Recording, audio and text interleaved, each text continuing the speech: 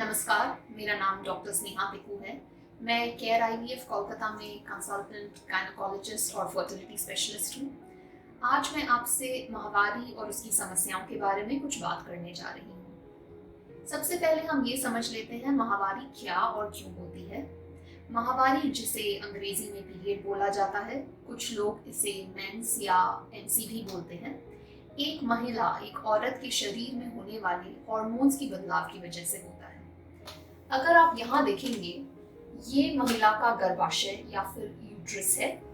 इसकी अंदरूनी परत जो है, इसे एंडोमेट्रियम कहते हैं। गर्भाशय की दोनों तरफ में एक एक डिंबाशय या ओवरी है।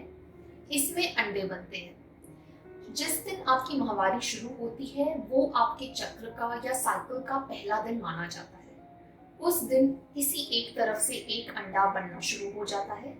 साथ साथ ये जो परत है वो धीरे धीरे मोटी होने लगती है। इस चक्र में, इस साइकिल में अगर महिला प्रेग्नेंट नहीं होती, गर्भवती नहीं होती, तो साइकिल या चक्र के अंत में ये जो मोटी सी परत बनी थी ये बाहर निकल के आ जाती है, जिसे आपकी माहवारी बोली जाती है।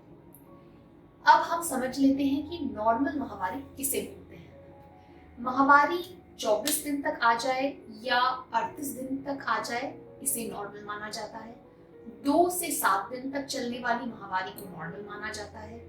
और कम से कम आपकी ब्लीडिंग अगर 50 ml तक भी रहे, इसे भी नॉर्मल माना जाता है।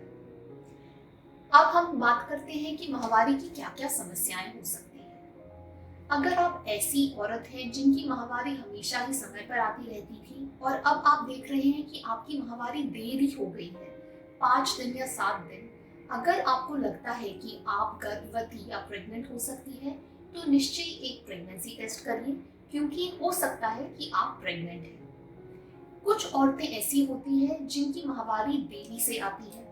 जैसे कि मैंने आपको समझाया, जो माहवारी 38 दिन तक आ जाए वो नॉर्मल मानी जाती है। लेकिन अगर आपकी माहवारी 38 दिन के बाद आती है, जैसे कि 1.5 महीना बाद या 2 महीने में एक बार या फिर 3 महीने में एक बार या फिर गोली खाने से ही आपकी माहवारी आती है, तो ये माहवारी अब नॉर्मल है या फिर नॉर्मल नहीं है। इसके क्या क्या कारण हो सकते हैं। एक कारण है वजन बहुत ज्यादा बढ़ जाना।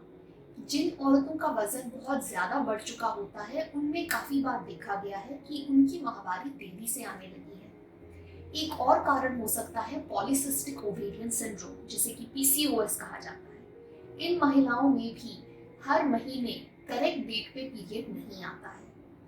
और क्या क्या कारण हो सकते हैं। हार्मोन्स के बदलाव की वजह से, जैसे कि अगर आपके शरीर में थायराइड हार्मोन की कमी है या आपके शरीर का प्रोलैक्टिन हार्मोन बहुत ज्यादा हाई है, इन केसेस में भी आपकी माहवारी सही समय पर नहीं आएगी, देरी से आएगी। फिर आती है बात माहवारी जल्दी आ जाना। जिन औरतों की माहवारी 24 दिन से पहले आ जाती है, तो मान लीजिए आपकी माहवारी 1 अक्टूबर को शुरू हुई थी और फिर से आपकी माहवारी 20 या 21 अक्टूबर को शुरू हो गई, तो ये हम बोलते हैं शॉर्ट साइकिल, यानी कि माहवारी जल्दी आ जाना। इसके कारण भी हॉर्मोन्स अगर आपके बॉडी में नॉर्मल नहीं है, उसमें देखा जाता है। जिन औरतों की 40 से ज्यादा हो चुकी है, जिनकी मेनोपॉज आने का समय हो गया है, उन औरतों में ये काफी बार देखा गया है कि उनकी माहवारी अब धीरे धीरे जल्दी जल्दी आने लगी है। फिर आ जाती है बात कि कितनी माहवारी नॉर्मल मानी जाए, कब माहवारी कम हो रही है, कब माहवारी भारी हो रही है। 7 दिन तक चलने वाली ब्लीडिंग को हम नॉर्मल मानते हैं। अगर आपकी ब्लीडिंग, अगर आपकी माहवारी 7 दिन से ज्यादा 8, 9 या 10 दिन चलती है, तो इसका मतलब है कि आपकी माहवारी भारी है।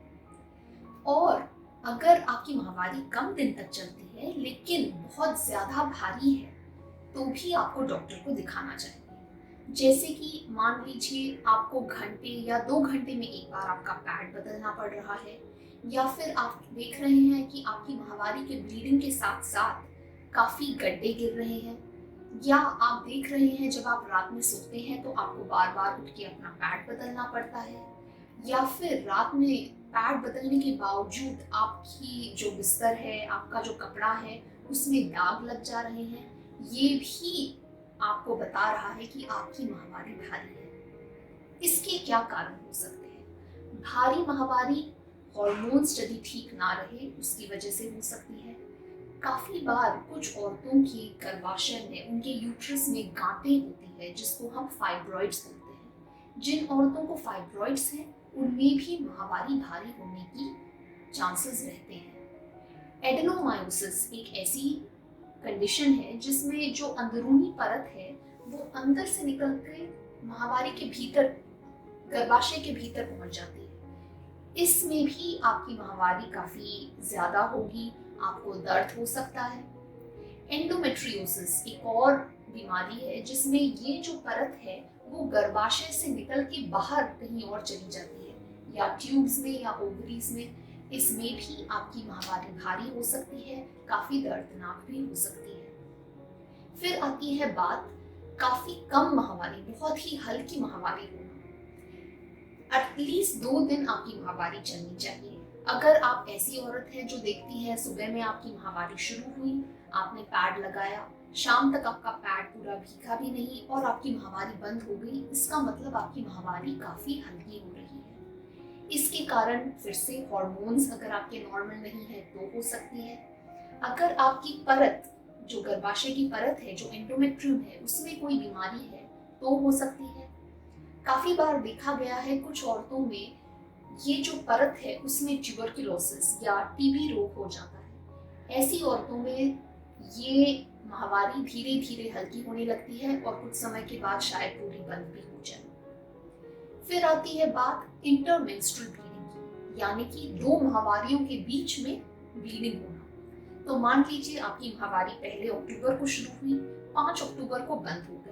अगली माहवारी आपकी 3 नवंबर को आई, 6 नवंबर को बंद हो गई। तो ये तो नॉर्मल था, लेकिन बीच में मान लीजिए 18 या 20 अक्टूबर को फिर से आपको हल्की सी बीच में ब्लीडिंग दिखी थी। तो ये इंटरमेंस्ट्रुअल ब्लीडिंग कहलाई जाती है, जो भी आपको अपने डॉक्टर को बतानी चाहिए। माहवारी की समस्या कई प्रकार की हो सकती है, ये हमेशा बाहर दिखती नहीं है, क्योंकि काफी औरतें शर्माती हैं अपने घर वालों से या फिर अपने डॉक्टर को भी बतलाने से। ऐसा ना करिए, ये आपके जीवन का बहुत ही अहम हिस्सा है, आपके जीवन को बहुत प्रभावित करता है। आपकी फिजिकल एंड मेंटल, यानी कि शारीरिक और मानसिक हेल्थ पे बहुत इफेक्ट पड़ता है आपकी माहवारी की वजह से।